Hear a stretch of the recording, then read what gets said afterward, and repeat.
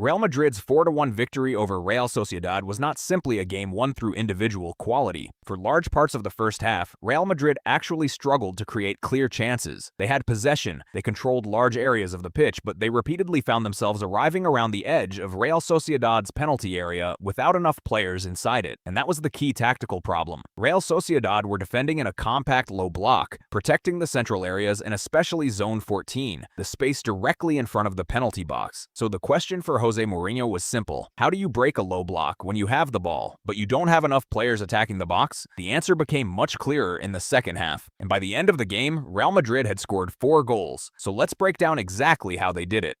Let's start with Real Madrid's build-up. When they had possession in the first phase, Real Madrid initially looked similar to their familiar 4-2-3-1 structure. The two center backs would take up their positions, while the midfielders positioned themselves to provide passing options and progress the ball forward. But as the ball moved higher, the structure became more flexible, often resembling a 4-3-2-1. The important point here is that Real Madrid were not simply trying to move the ball from one side to another. They were trying to find a way through Real Sociedad's defensive lines. And this is where the first goal becomes particularly interesting. Before the goal, Real Sociedad were actually in a situation where they should have been relatively comfortable. The ball was still some distance away from their goal, but the problem was their defensive spacing. The distance between their first defensive line and the midfield line became too large. Federico Valverde recognized this immediately. Instead of moving the ball sideways, Valverde attacked the space between those two lines. He carried the ball forward, drawing defenders toward him. And as he progressed, Real Sociedad's defensive structure began to stretch. That created another problem. Kylian Mbappé was positioned between the defenders, ready to attack the space behind them. Valverde then played the through ball at exactly the right moment. Mbappé received it inside the defensive structure, attacked the space, and finished calmly. 1-0 Real Madrid. And this goal tells us something important about how Real Madrid wanted to attack. They didn't necessarily need to create a huge positional advantage. Sometimes all they needed was one defensive line to become disconnected. Valverde attacked the gap, Mbappé attacked the space behind, and Real Madrid immediately punished Real Sociedad. But Real Madrid's tactical flexibility was not only visible in possession. Without the ball, their shape also changed depending on the location of the ball. During high-pressing situations, Real Madrid could resemble a 4-2-3-1 depending on the positioning of the midfielders. This was particularly useful because Real Sociedad were also trying to build from the back using a similar structure. That allowed Real Madrid to establish relatively clear man-oriented references. When Real Sociedad attempted to build, Real Madrid could match their positioning and apply pressure directly to the players responsible for progressing the ball. The objective was not necessarily to win the ball immediately. The objective was to make Real Sociedad uncomfortable. If the passing options were closed, Real Sociedad were often forced to play longer. And when Real Madrid dropped into a medium block, the structure became closer to a 4-4-1-1. This gave them a more compact defensive block. The midfield line stayed connected, the central areas became harder to access, and the front players could control the passing lanes into midfield. So, although Real Madrid were not perfect in the first half, they were able to make Real Sociedad's build-up uncomfortable. The bigger problem was actually on the other side of the ball. It was what Real Madrid did with possession. This was, in my opinion,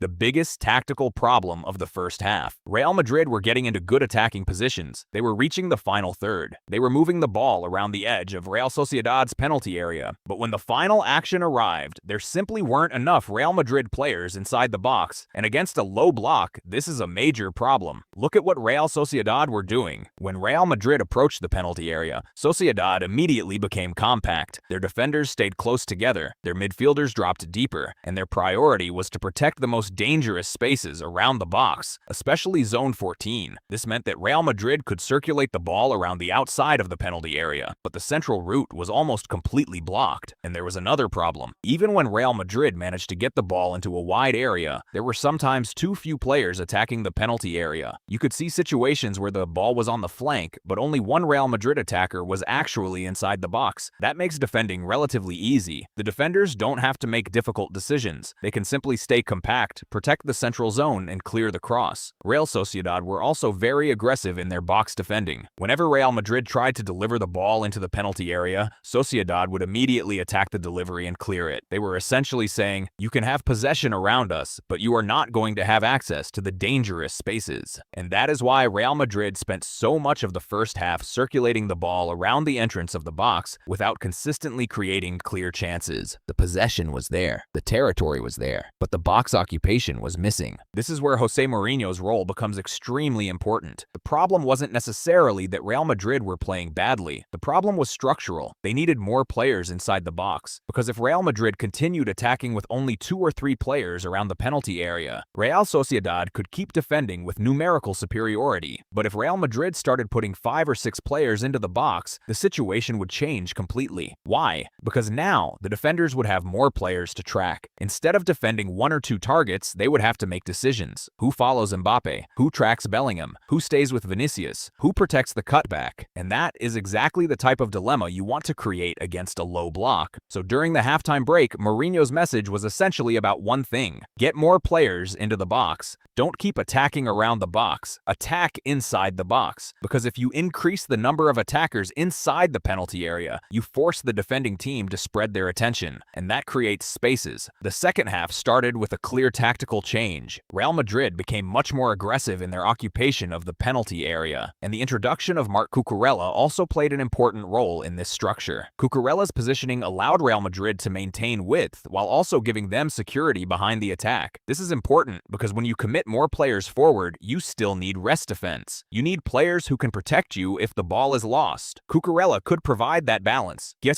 he could stay wide, receive the ball, combine with the attackers, and at the same time give Real Madrid a defensive reference behind the attack. His short passing was also important. Instead of simply crossing from deep, he could combine with players around the edge of the box and help move the ball into dangerous areas. And now, look at what started happening. Real Madrid were putting 5 players into the box, sometimes even 6. Real Sociedad might also have 6 defenders inside the box, but the important difference was that those defenders now had multiple attacking players to track. And this is where the tactical adjustment started paying off. The second goal is probably the clearest example of the change. Mbappe's biggest strength is not simply his finishing, it's his ability to attack space, especially the space between the center back and the full back, and that is exactly where he found himself. Real Madrid moved the ball toward the wide area, while several Madrid players occupied the penalty box. This forced Real Sociedad's defenders to concentrate on multiple threats. Mbappe could then position himself between the center back and full back. Instead of standing directly against the defender, he was waiting in the gap. The moment the ball arrived, Mbappe attacked that space. And now, Jude Bellingham became important. Bellingham was positioned around the edge of the box. That gave Mbappe an option for a quick combination, a 1-2, a third-man action, or simply a short pass that could break the defensive line. And that is exactly what happened. Mbappe combined quickly, attacked the space behind the defense, and finished the move, 2-1 Real Madrid. And once again, the goal was not simply about Mbappe's individual quality. The individual quality was obviously there, but the structure created the opportunity. More players in the box, more defensive attention, more space between defenders, and Mbappe attacking that space. That is the difference between simply having possession and actually manipulating a low block. This is the most important tactical concept in the entire game. At first, it might seem strange. If Real Sociedad had 6 defenders inside the box, why would Real Madrid also want to put 6 attackers there? Wouldn't that make the box more crowded? Actually, that was the point, because Real Madrid were not simply trying to outnumber Real Sociedad, they were trying to occupy their defenders. When 5 or 6 attackers enter the penalty area, defenders have to track them. And when defenders track different players, the distances between them naturally increase. That creates small gaps, and for players like Mbappe and Vinicius, even a very small gap can be enough. The objective was therefore not simply put more players in the box and cross the ball. It was put more players in the box to manipulate the defensive line and create space for the most dangerous attacker. And this is exactly what happened with Mbappe. The fourth goal is perhaps the clearest demonstration of Mourinho's adjustment. Let's slow this situation down. Real Madrid have the ball on the flank. And once again, look at the number of Madrid players inside the penalty area. There are around 6 Real Madrid players attacking the box. Real Sociedad also have a large number of defenders inside, but now they have a problem. They cannot simply focus on one player. They have to protect multiple zones. And importantly, Mbappe is once again positioned in the space between the fullback and center back. This is the same space he exploited for his previous goal. Vinícius Júnior has the ball. As he approaches the box, Mbappe recognizes what is happening. He doesn't simply run directly toward goal. Instead, he attacks the small gap behind the defensive line. Vinícius then finds him with the pass. Mbappe breaks through the defensive structure, now facing the goalkeeper. And despite the difficult angle, he remains composed. He lifts the ball over the goalkeeper and completes his hat trick. trick.